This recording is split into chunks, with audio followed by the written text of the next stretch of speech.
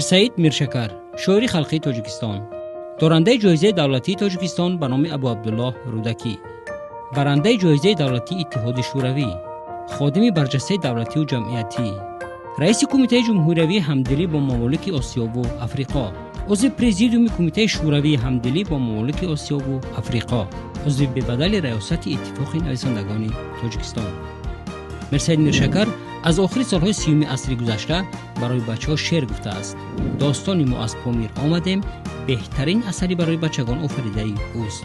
اولین اثر حجماً بزرگ و شایسته او داستان مشهور قشلاق طلایی است که پیش از جنگ به نوشتن آن شروع کرده سال 1942 به اتمام رسانیده است. این اثر برابر نشرش به فاند طلایی ادبیات شوروی داخل گردیده به همه زبان‌های خلق‌های اتحاد ترجمه و چاپ شده است. قشلاق طلایی در تهیه خود مؤلف بارها در صحنه‌های تئاتری پیشکش تماشاگران جوان گردیده است. سعید میرشکر سال 1950 برای داستان‌های قشلاق طلایی و پنج ناآرام سزاوار مکافات دولتی اتحاد شوروی گردیده است.